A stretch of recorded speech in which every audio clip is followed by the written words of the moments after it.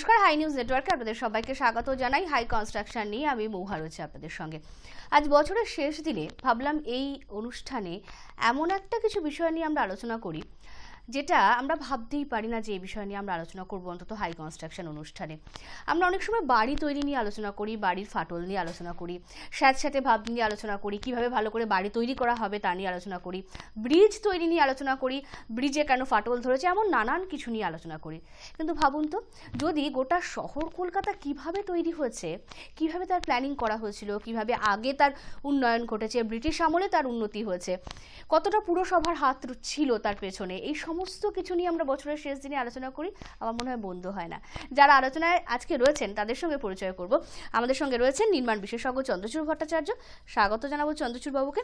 আমাদের সঙ্গে রয়েছেন ডক্টর বিমান Bandyopadhyay, chairman institute of town planners India West Bengal regional chapter, তাছাড়া উনি আইআইএসটি শিবপুরের রেজিস্ট্রার।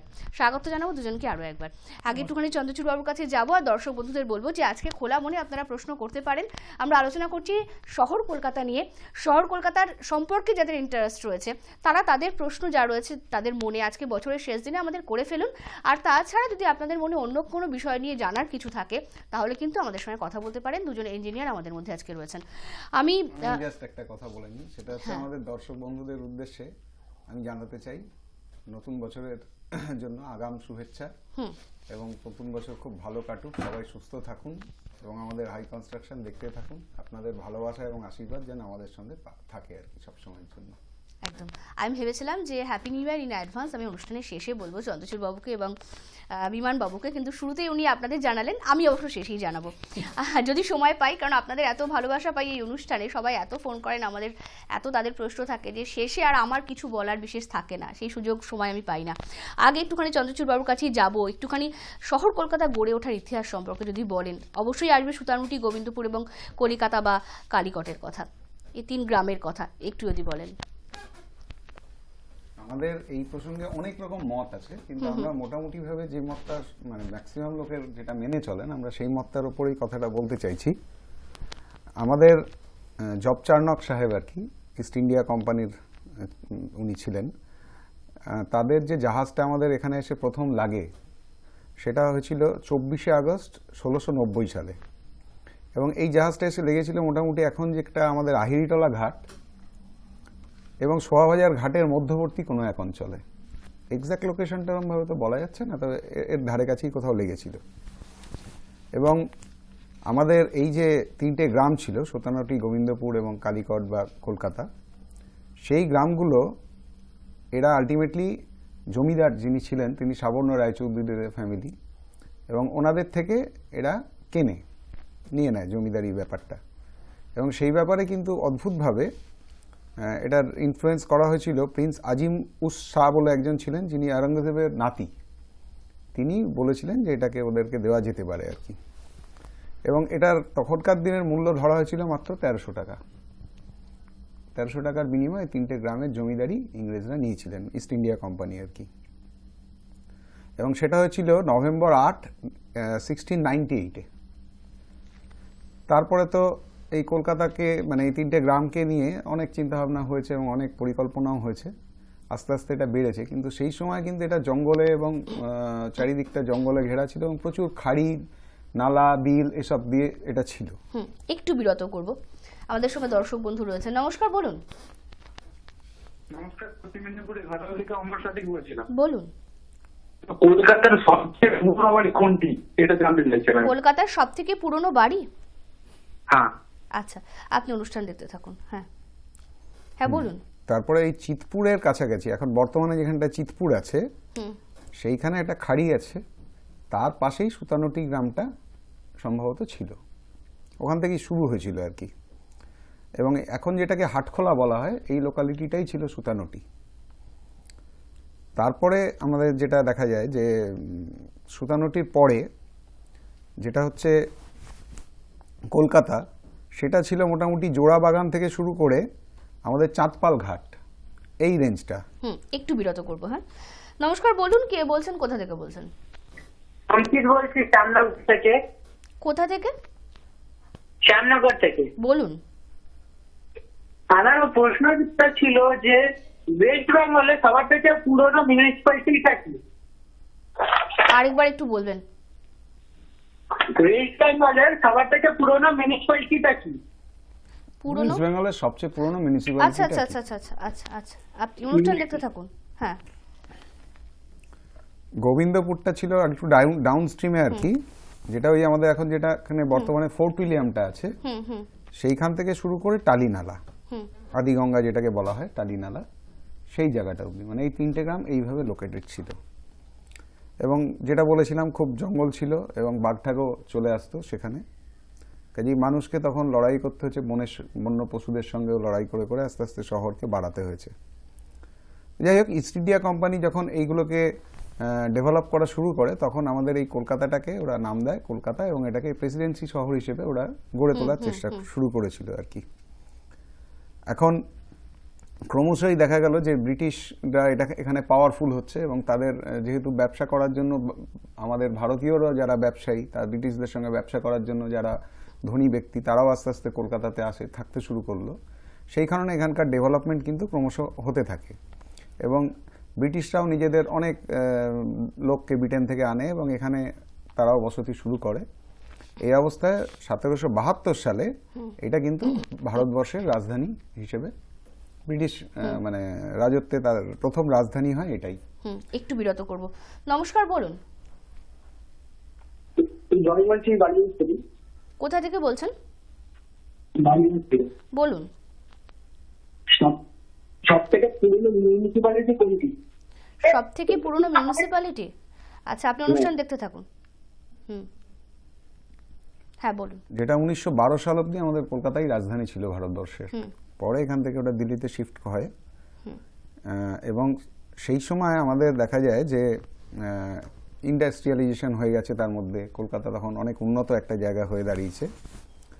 তো এই গোবিন্দপুর যে জায়গাটা সেটা ছিল ব্রিটিশদের হেডকোয়ার্টার, আর কলকাতাটা ছিল বিজনেস সেন্টার, আর সুতানদীটা ছিল মূলত থাকার জায়গা হিসেবে ছিল। এবং ফোর্ট উইলিয়াম মোটামুটি শুরু হয়েছিল 1697 সালে, যেটা অনেকগুলো ফেজে পরপর তৈরি হয়েছিল। এই সুতানুটি, গোবিন্দপুর এবং কলকাতা থেকে আলটিমেটলি বর্তমান কলকাতায় আসতে গিয়ে এই ধাপগুলো পরপর আর কি পেরোতে হয়েছিল। একটা প্রাথমিক ধারণা পাওয়া গেল। এবার যেটা বারবার করে চন্দ্রচূড় বাবু বলছেন, ইস্ট ইন্ডিয়া কোম্পানি, ব্রিটিশ সাম্রাজ্য, সেই সময় কলকাতার পরিকল্পনা এবং উন্নয়ন কতটা হয়েছিল সেটা জানা অত্যন্ত জরুরি, তার কারণ সেটার উপর আমাদের বর্তমান কলকাতার অনেকটা নির্ভর করছে। আমি একটুখানি বিমান বাবুর কাছে যাব, সেই সম্পর্কে যদি একটু বলেন। আমি প্রথমেই আজকে এবছরটা চলে যাবে, কালকে থেকে নতুন বছরে সকলেই আপনারা অন্যরকম একটা আনন্দে আছেন, এবং নিশ্চয়ই কঠিন অবস্থাতেও মানুষ আনন্দ করে। আর বিশেষ করে এই কলকাতা শহরবাসী একটা বিরাট উচ্ছ্বাস রয়েছে আজকে। সেই সময় এই আলোচনাটা আমরা একটু হালকা মুডেই আমরা করব।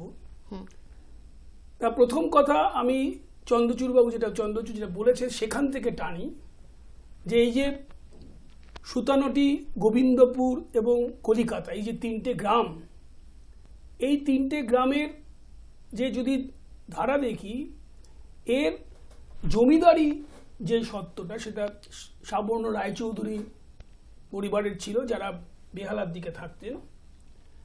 আর অ্যাকচুয়ালি এখানে বিজনেস, অ্যাকচুয়ালি কলকাতা তো গড়ে উঠেছে রিভার মানে গঙ্গা নদীকে কেন্দ্র করে, এবং এখানে কিন্তু তার আগেও পর্তুগিজরা যখন এসছে তখন গার্ডেন রিচে তারা তাদের যে জাহাজ সেগুলো নোঙর করতো।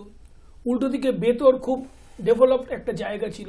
অ্যাকচুয়ালি এইখানে শেড বর্ষা, যেটা এর সাথে অ্যাড করে দেওয়া উচিত, তারা কিন্তু ওই এসে ব্যবসা শুরু করেন। আর সুতানুটির ওই যে সুতা কথাটা আছে না, টেক্সটাইল, কলকাতার যে বিজনেসের যে ধারণা, যে সেটা সেখানে ছিল আর কি। সুতরাং সেইখান থেকে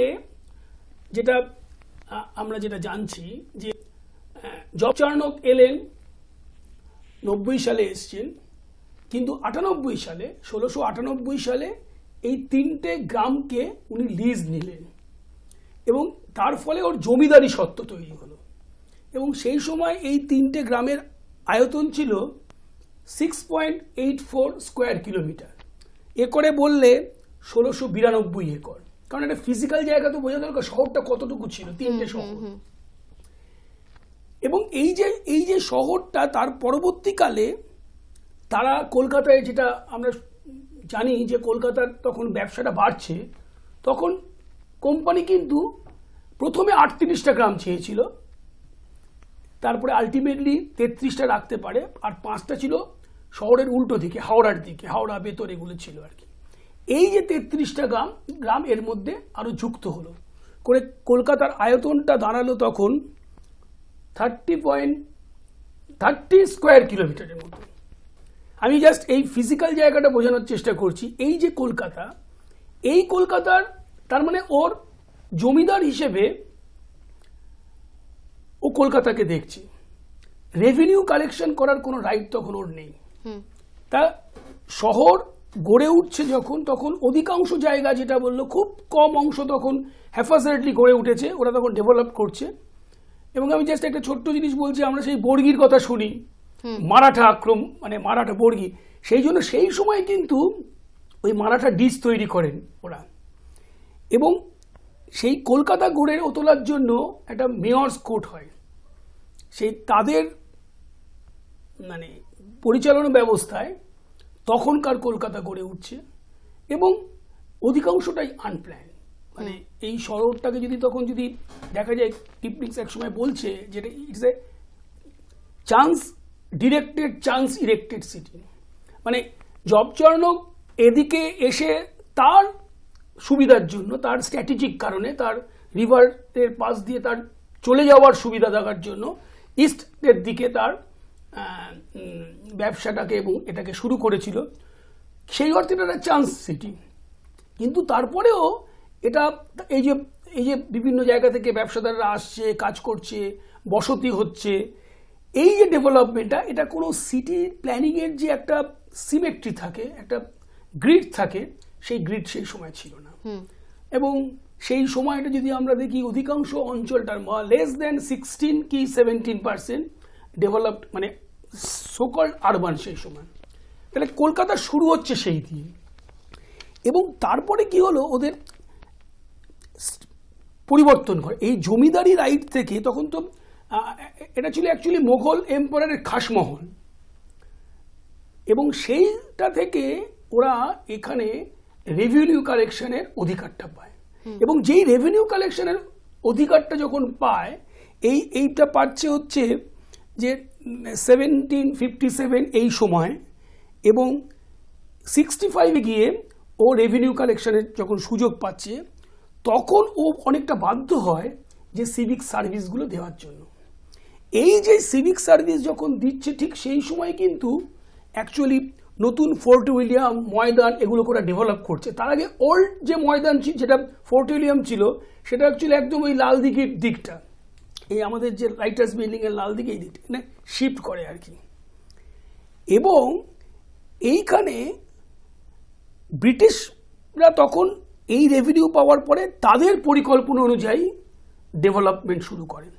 কিন্তু এই পরিকল্পনাটা মূলত ছিল কিন্তু খুব পকেট পরিকল্পনা, যেখানে ব্রিটিশ পিপুলরা থাকতো, তারা তাদের এরিয়াটাকে পরিকল্পনা করতো, কিন্তু ওদের কাছে বাকি অংশটা নেটিভ হিসেবে চিহ্নিত ছিল, তাদের এলাকায় কি করছে সেটা তারা ভাবতো না।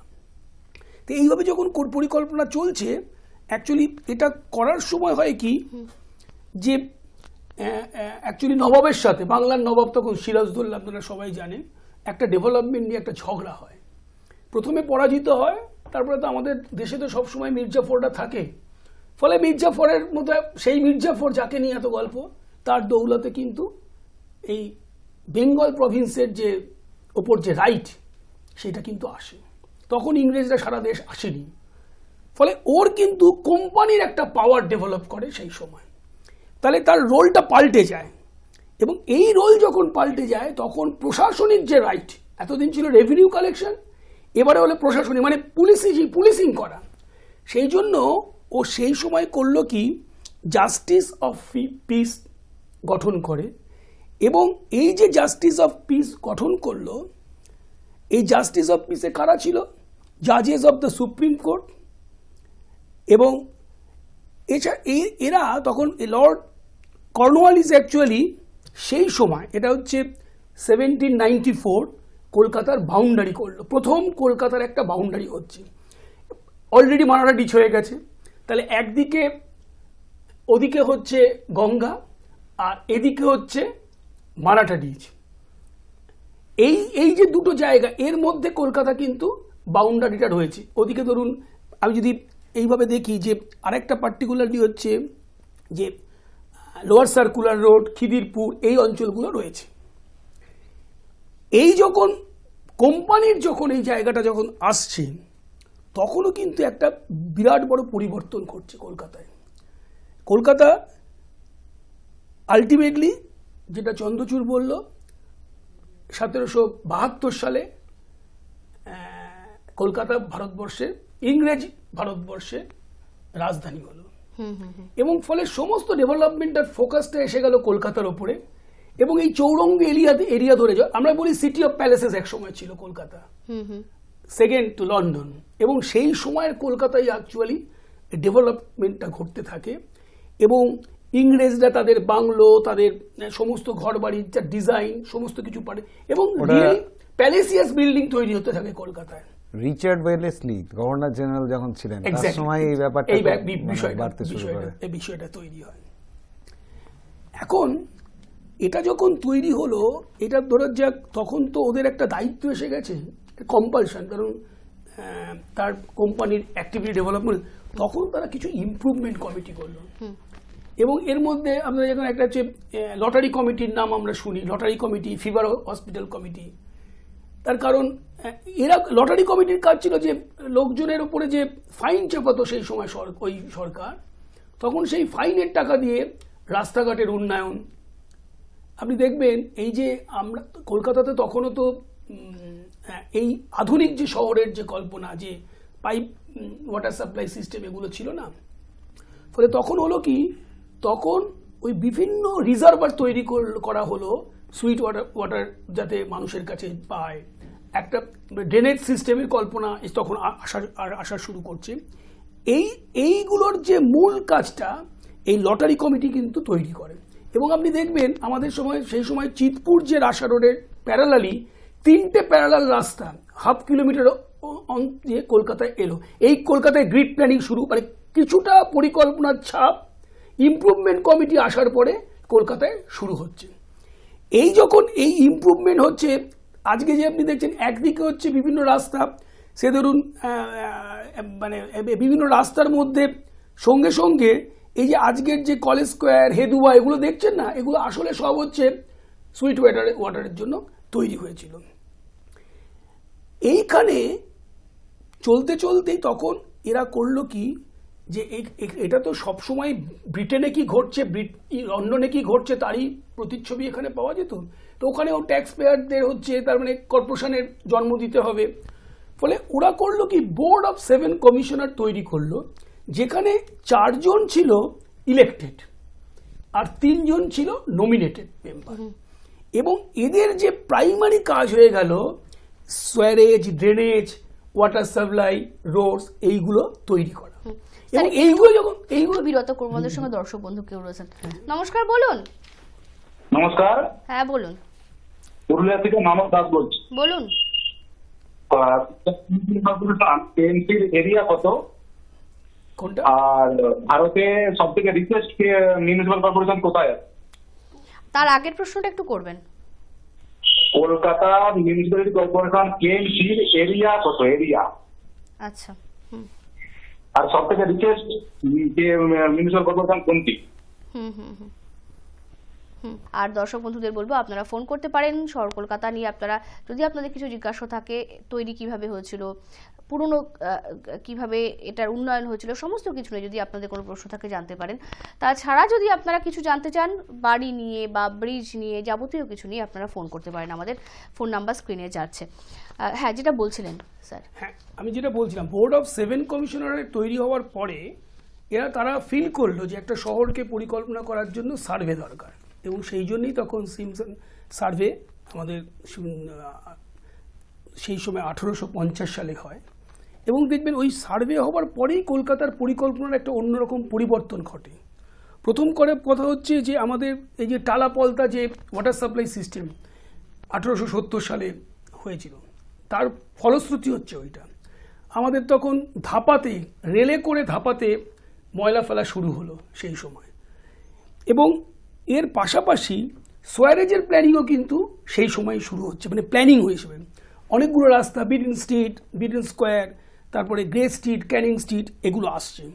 এবং এই করতে করতে কলকাতা, আপনি যদি কলকাতাটাকে চিন্তা করেন, একটা হচ্ছে পুরো কলকাতায় কিন্তু একটা অ্যাডহক পরিকল্পনা মধ্যে দিয়েই গড়ে উঠছে।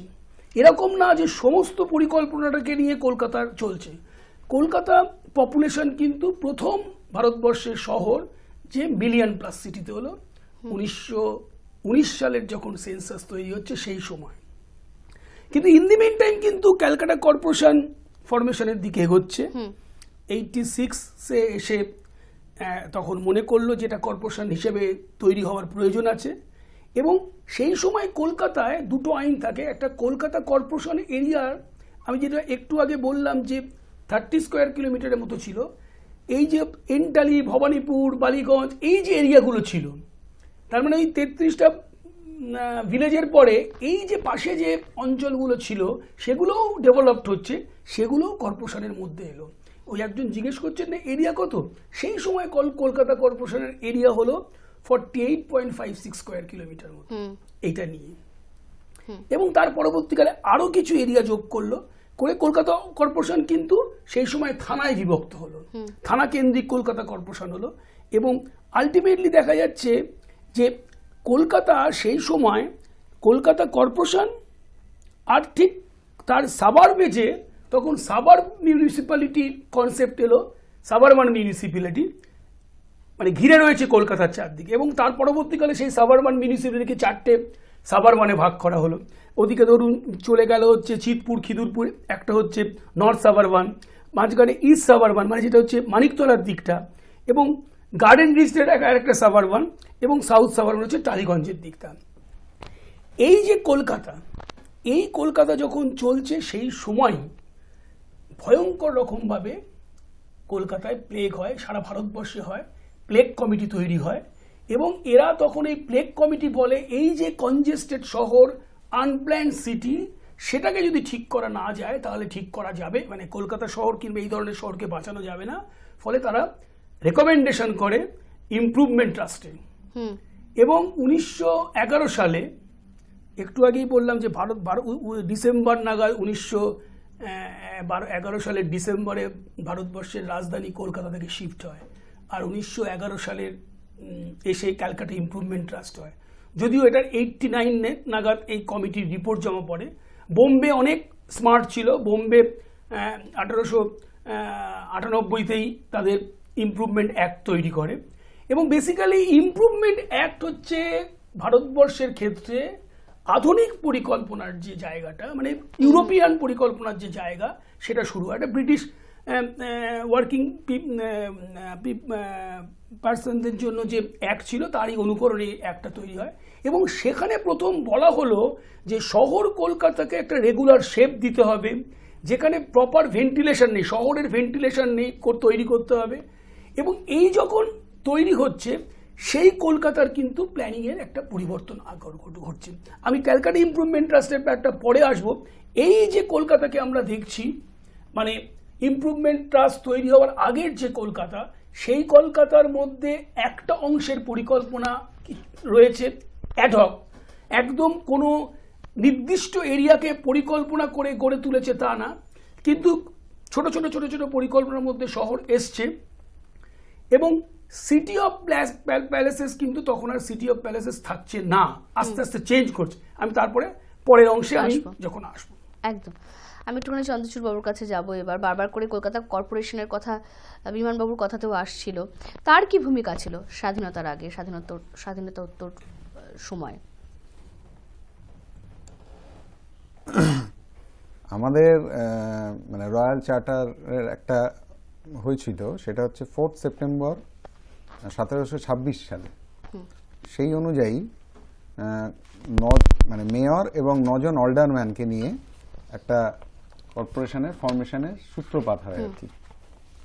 এবং এটা মূলত মেয়র্স কোর্ট, যেটা দাদা অলরেডি বললেন, মানে তাদের কিন্তু কাজ তখন ছিল মূলত আইন বিচার এইসব ব্যাপারগুলো নিয়ে চিন্তাভাবনা করা।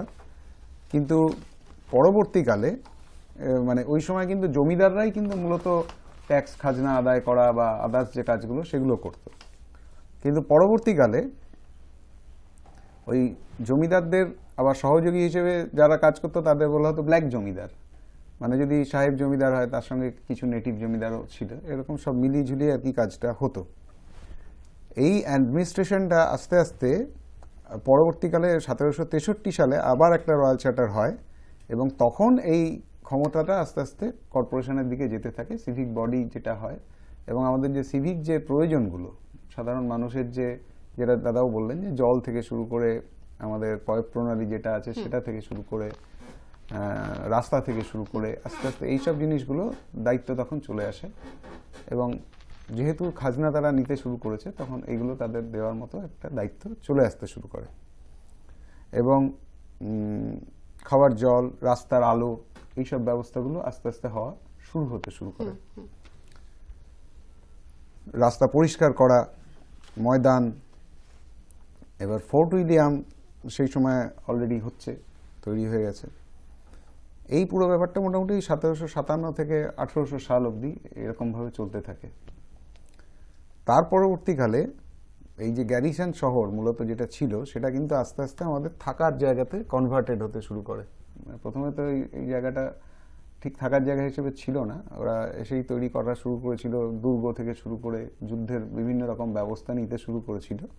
সেইটা থেকে আমাদেরকে ক্রমশ ময়দান পরিষ্কার হওয়া শুরু হয়, তৈরি হওয়া শুরু হয়, ফোর্ট উইলিয়ামটা এইসব ব্যাপারগুলো চলে আসে। তারপরে আমাদের দেখা যায় যে বিভিন্ন কালচারাল সেন্টার তৈরি হওয়া শুরু হলো এবং বিভিন্ন রকম চৌরঙ্গিতে ইউরোপিয়ানরা থাকতে শুরু করলো, বাড়ি ঘরদোর সেখানে আলাদা আলাদাভাবে তৈরি হওয়া শুরু হলো। এবং বেসিক্যালি এই যে ট্রান্সফরমেশনটা হলো এটা আমাদের ক্যালকাটা কর্পোরেশনের দিকে আস্তে আস্তে ঠেলছে কাজের দিকটা।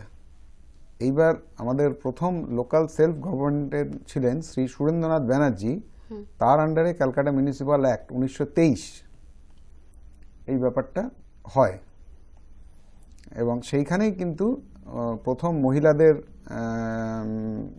একটা রাইট জন্মায় এবং মেয়রকে ইলেকশন করার একটা ব্যবস্থা করা হয় অ্যানুয়ালি।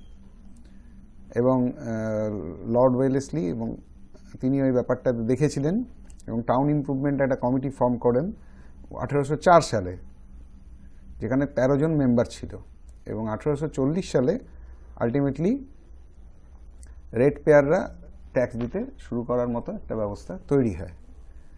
তারপরে তো 12 সালে এটা শিফট হয়ে যায় রাজধানীটা এবং তখন দাদাও যেটা বললেন ক্যালকাটা ইমপ্রুভমেন্ট ট্রাস্ট আর কি কিছুটা দায়িত্ব নেয় আমাদের ক্যালকাটাকে ইমপ্রুভ করার মতো।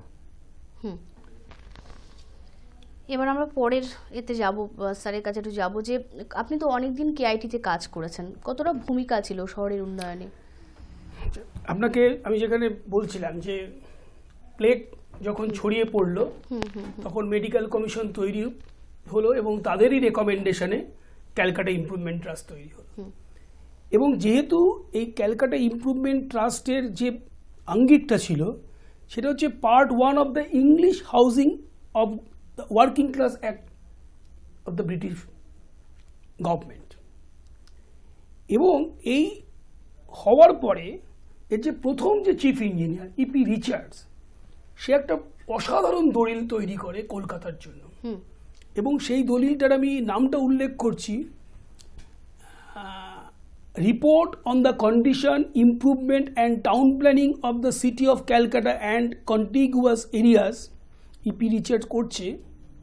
এবং ইপি রিচার্ড যখন এই দলিলটা তৈরি করছে তখন ইউকেতে কিন্তু টাউন প্ল্যানিং আইন চলে এসছে, যদিও ওরা কলকাতাকে যে পরিপূর্ণভাবে আমরা অনেকে ভাবি ব্রিটিশরা অনেক ভেবেছে, সবসময় তা না। তার কারণ আরও হচ্ছে ইপি রিচার্ডের একটা ভালো দলিল, যে ইপি রিচার্ড বললো যে শুধু ইমপ্রুভমেন্ট ট্রাস্ট করলেই হবে না, ইমপ্রুভমেন্ট অ্যাক্ট না, টাউন প্ল্যানিং অ্যাক্ট করতে হবে এই শহরটাকে আরও ভালো করার জন্য। কিন্তু উনি সারা পৃথিবীর উদাহরণ দিয়ে এই শহরটাকে যদি একটা গ্রিডে আনা যায়, তার পরিকল্পনা করা যায়, এবং কোন কোন অ্যাডজয়নিং এরিয়াকে আনতে হবে এই শহরের মধ্যে। যেমন হাওড়ার কথা বলেছেন, হাওড়াকে কিন্তু এই প্ল্যানিং এরিয়ার কলকাতার মধ্যে আনার পরামর্শ উনি দিয়ে গেছেন। দ্বিতীয় সেতুর এই যে ওই পুরনো সেতু করে যে নতুন হাওড়ার ব্রিজ করতে হবে, কিংবা আইরিটলায় যে আরেকটা ব্রিজ করতে হবে, ওনার পরিকল্পনার ডকুমেন্টে ছিল। এবং সমস্ত শহরকে কতগুলো ভবিষ্যতের জন্য অ্যালাইনমেন্ট নির্দিষ্ট করলো। কি যে এক ধরনের অ্যালাইনমেন্ট হচ্ছে যে রাস্তাগুলো সরু রাস্তা, সে রাস্তাগুলোকে চওড়া করতে হবে। আর কি যে কলকাতাকে একটা গ্রিড প্যাটার্ন দিল যে ভবিষ্যতের জন্য ওই অ্যালাইনমেন্ট বা ওই কর্পোরেশনে যারা কাজ করে চন্দ্রচূড় বুঝবে, সিআইটির বিখ্যাত অ্যালাইনমেন্ট হিসেবে পরিচিত, যে ওই অ্যালাইনমেন্টে কোনো বাড়ি করা যাবে না। তার মানে কলকাতা শহর প্রথম দেখতে পাচ্ছে ওই দলিলের মধ্যে কিভাবে পরিকল্পিতভাবে শহর করা। এই প্রসঙ্গে একটু ছোট্ট কথা বলি, আমাদের কলকাতা কর্পোরেশনে যদি কোনো প্ল্যান জমা দিতে হয় তখন কিন্তু আজও সিআইটির থেকে একটা নো অবজেকশন নিতে হয় যে ওইখানে কোনো অ্যালাইনমেন্ট আছে কিনা। মানে আজকে যে আমরা যে কলকাতাকে দেখছি কিছুটা পরিকল্পনার মধ্যেও রয়েছে, ওই অ্যালাইনমেন্ট বাদ দিয়ে করা যাবে না। যদিও পরবর্তীকালে একটু ঘেটে দিয়েছে, সেটা আমি পরে আসবো। এই রিপোর্ট অ্যাকচুয়ালি কি দিয়েছিল আমি জাস্ট উল্লেখ করছি রিপোর্ট থেকে। 21 Miles of new road propose করেছিল, 8 Miles widening of existing road, মানে 8 মাইল রাস্তা চওড়া করার জন্য বলেছিল। 110 মাইল অফ অর্ডিনারি রোড, যেটা 30 থেকে 40 ফুটের রাস্তা। দেখবেন সিআইটির রাস্তার যে ঘরানাটা এটা প্রপোজ করে। এবং স্লাম ইমপ্রুভমেন্টের কথা আসে, রিপ্ল্যানিং অফ সাবার্ব, মানে যে সাবার্ব অঞ্চল ছিল যেগুলো পরবর্তীকালে কলকাতা শহরের মধ্যে এসছে, এই যে গার্ডেন রিচ কিংবা যেগুলো দেখেন যে মানিকতলা, এগুলো তো তখন কলকাতা কর্পোরেশনে ছিল না, মানিকতলা সেই জন্য ওরা কিন্তু পরিকল্পনা করলো এই সমস্ত জিনিসগুলোর ওপর। এবং করার পরে 9টা অল্টারনেটিভ দিয়েছিল, দিয়ে একটা অল্টারনেটিভ তখনকার ভ্যালুতে বলছে 568 lakhs for redevelopment of Kolkata, planning of Kolkata.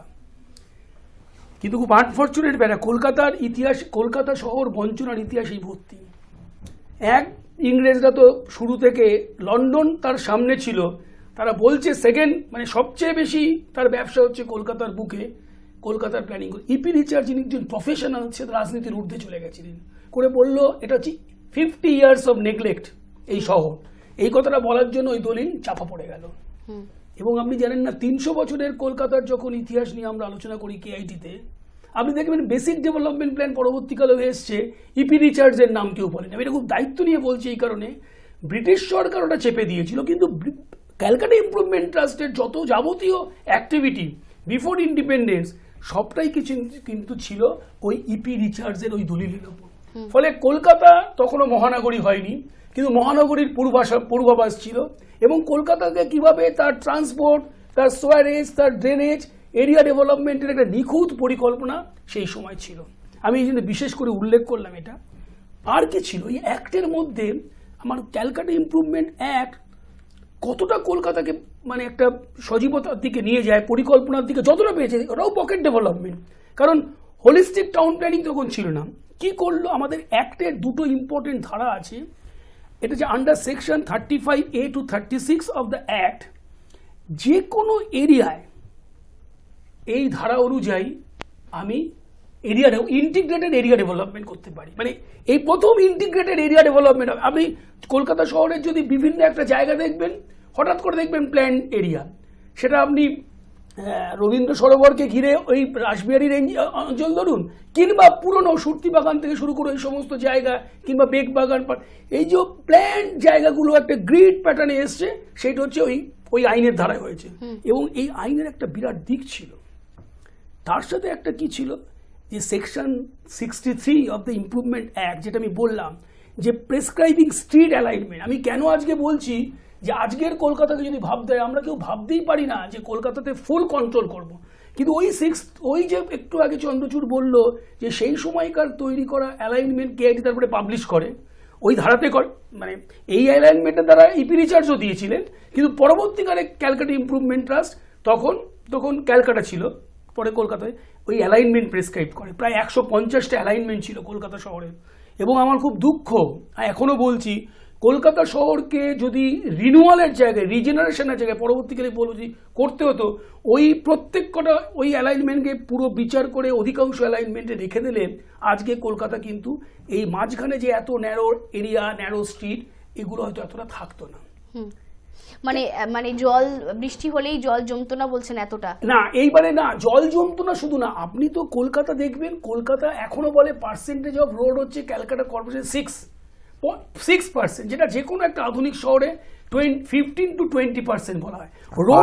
Parking এর জন্য 4% নেমে আসে। এবারে এই যে অ্যালাইনমেন্ট, এই অ্যালাইনমেন্ট গুলো কি করছে, যদি আজকের যুগে কনসেপ্ট অফ অ্যালাইন পাল্টে গেছে, যে আমি শহরকে আগামী দিনে চওড়া কিছু রাস্তা দেব, কনজেস্টেড এরিয়াটাকে রিডেভেলপ করব।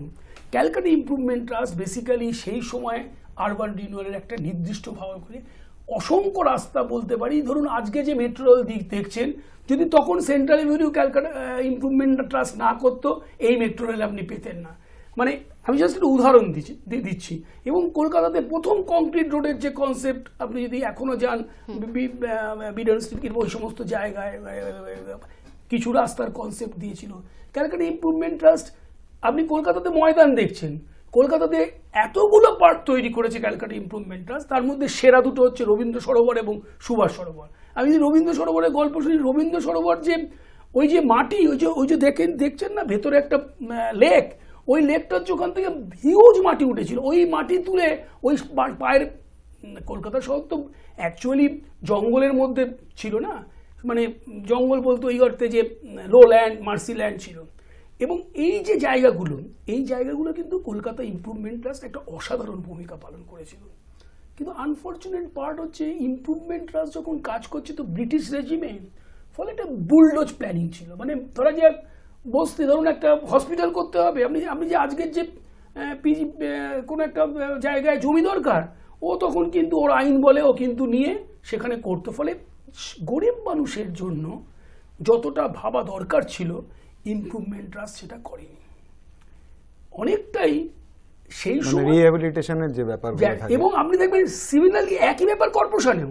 আপনি যদি কর্পোরেশনেও দেখবেন, কর্পোরেশনও কিন্তু সেই সময় স্বাধীনতা, যদিও নেতাজি সুভাষচন্দ্র বোস কর্পোরেশনে রয়েছে, ভয়ঙ্কর পলিটিক্যাল প্রেশার তৈরি করছে, কিন্তু আরবান মিডল ক্লাস এবং আরবান ট্যাক্স পেয়ার যারা, তারা কিন্তু গরিব মানুষের একটা সামগ্রিক উন্নতির জন্য কিন্তু চেষ্টা করেনি। সেই জন্য আপনি যদি দেখেন ঠিক স্বাধীনতার আগে কি হলো, দেশ চলে গেল ইংরেজরা ক্যাপিটাল নিয়ে হচ্ছে দিল্লিতে, তার সুপ্রিমেসি রয়ে গেল, কারণ টেক্সটাইল বলুন, জুট বলুন, চা বলুন, মেজর যে শিল্প ইংরেজদের ছিল সবই কলকাতা কেন্দ্রিক। কিন্তু তখন হাত বদল হচ্ছে, ইংরেজদের থেকে মারোয়ারি কিংবা অন্যান্য সম্প্রদায়ের কাছে বিজনেস যাচ্ছে। ঠিক সেই সময় সেকেন্ড ওয়ার্ল্ড ওয়ার আসছে, ফার্স্ট ওয়ার্ল্ড ওয়ারের পরে সেকেন্ড ওয়ার্ল্ড ওয়ার, এবং ভয়ঙ্কর রকমভাবে একটা মহামারী, মানে আপনি দুর্ভিক্ষ হয়, আপনি জানেন। এবং দুর্ভিক্ষর জন্য কিন্তু কলকাতাতে ভয়ঙ্কর রকমভাবে রুরাল পপুলেশন কলকাতায় আসে। তখন অ্যাকচুয়ালি বেগিং, তখন কলকাতায় একটা মানে সমস্ত রাস্তায় তখন বেগিং করতে আসে, যার যেখানে ইংরেজ সরকার বেগিং বন্ধ করার জন্য আইন করলো। এবং সিটি অফ প্যালেসেস কিন্তু অনেকেরই ধারণা কলকাতা ব্রিটিশ টাইমে দারুণ ছিল, বিফোর ইন্ডিপেন্ডেন্স এবং আফটার ইন্ডিপেন্ডেন্স আরো ভয়ঙ্কর ঘটনা ঘটে। কলকাতা কিন্তু মানে আর সিটি অফ প্যালেসেস রইল না। এবার আমি এই জায়গাটা থেকে ধরবো, আমি চন্দ্রচূড় বাবুর কাছে আসবো, যে আমরা কলকাতা মিউনিসিপ্যালিটির আগের কথা জেনেছি, কলকাতা কর্পোরেশনের, এবার স্বাধীনতার পরে তারা কতটা কাজ করেছে, কি কাজ করেছে, কতটা ভূমিকা নিয়েছে, সেই বিষয়টা যদি একটু বলেন, তারপর আমরা দর্শকদের যে প্রশ্ন ছিল সেই প্রশ্নের উত্তরে যাব। হ্যাঁ, এখানে আগের প্রসঙ্গতেই আমি একটু বলি, আমাদের প্রথম মেয়র হয়েছিলেন দেশবন্ধু চিত্তরঞ্জন দাস, কলকাতা কর্পোরেশনের আর কি, এবং 1924 সালে, এবং সুভাষচন্দ্র বোস ছিলেন ওনার সঙ্গে আর কি চিফ এক্সিকিউটিভ অফিসার হিসেবে। মানে এই দুজন প্রাতঃস্মরণীয় ব্যক্তিকে দিয়েই কলকাতা কর্পোরেশনের আর কি যাত্রা শুরু হয়েছিল। পরবর্তীকালে তো গঙ্গা দিয়ে অনেক জল গেছে এবং বিভিন্ন লোক বিভিন্নভাবে এখানে চালিয়েছেন। এখন ক্রমশ যখন দেখা যাচ্ছে যে আমাদের কলকাতা কর্পোরেশনের বিভিন্ন রকম অ্যাক্টিভিটিগুলো, যেটা আমাদের সাধারণ মানুষকে বিভিন্ন রকমভাবে আমাদের বেঁচে থাকতে যেটা নিত্য নৈমিত্তিকভাবে সাহায্য করে, এই কাজগুলো কলকাতা কর্পোরেশনকে রোজই করতে হয়। যেমন খুব সহজ উদাহরণ হচ্ছে, যদি ময়লা পরিষ্কার না করা হয়, যদি 4 দিনই ময়লা পরিষ্কার না করা হয়, তাহলে কলকাতায় টেকা যাবে না। ঠিক তেমনি আমাদের ডেলি যে জলটা আসে, আমাদের ডেলি যে রাস্তাগুলো পরিষ্কার হয়, নতুন রাস্তা তৈরি হয়, পুরনো রাস্তা সারানো হয়, তারপরে কোনো একটা বাড়ির যখন প্ল্যান হয় সেটাকে স্যাংশন করা, কোনো একটা বাড়ির যদি দেখা যায় যে মানে একতলা ছিল হয়তো দোতলা হবে, সেই প্ল্যানগুলোকেও স্যাংশন করা, কোনো একটা বাড়ি খুব খারাপ অবস্থায় আছে কিনা সেটার বিচার করা, রাস্তাঘাটের কন্ডিশন বিচার করে সেগুলোকে সারানোর ব্যবস্থা করা, নতুন বিভিন্ন যে পরিকল্পনাগুলো করা হয় যার মধ্যে আমাদের পাড়ার ভেতরের যে রাস্তাগুলো আছে সেগুলোকে ডেভেলপ করা, তাছাড়া এখন আন্ডারগ্রাউন্ড সুয়ারেজ বা আন্ডারগ্রাউন্ড ড্রেনেজ, এই যে পরিকল্পনাগুলো করা, বিভিন্ন পার্ক তৈরি করা, পার্কগুলোকে মেনটেন করা, এইসবগুলো আলটিমেটলি কিন্তু আমাদেরকে করতে হয় নিত্য নৈমিত্তিকভাবে। এবং যত দিন যাচ্ছে তত মানুষের সংখ্যা বাড়ছে। কলকাতার একটা অদ্ভুত ব্যাপার হচ্ছে, কলকাতাতে যত মানুষ থাকে ডেলি কিন্তু কাজের জন্য আবার কলকাতাতে মানে একটা বিরাট সংখ্যক মানুষ বাইরে থেকে আসে, কাজেই তাদেরও আবার যাতায়াতের সুযোগ সুবিধা এই ব্যবস্থাগুলো করা, বিভিন্ন রকমভাবে মানে রোজ যাতে সুস্থভাবে একটা আমাদের শহরটা চলতে পারে তার দিকে নজর দেওয়া, তার জন্য বিভিন্ন রকমভাবে রেভিনিউ কালেকশন করা এবং সেটাকে প্রপারলি ডিস্ট্রিবিউট করা, এটাই মূলত কর্পোরেশনের আর কি ডেলি একটা ওয়ার্কের মধ্যে পড়ে। যত স্বাধীনতা আন্দোলন হয়েছে তাতেও অনেক সময় দেখা যাচ্ছে কর্পোরেশনেরও কিছু লোক যে যাদের দিয়ে শুরুই হয়েছিল তারাই স্বাধীনতা আন্দোলনের পথিকৃৎ হিসেবে ছিলেন।